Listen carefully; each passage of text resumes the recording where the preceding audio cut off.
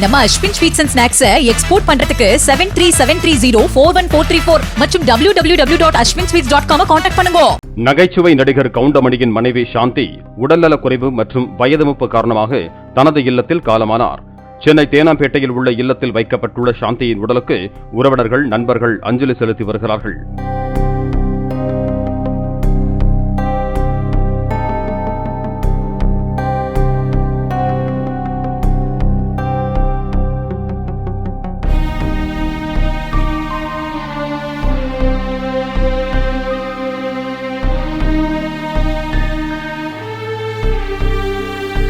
மனைவி அக்கா இறந்ததுக்கு என்னுடைய ஆழ்ந்த இரங்கல்களை அவருடைய குடும்பத்துக்கு தெரிவிச்சுக்கிறேன்.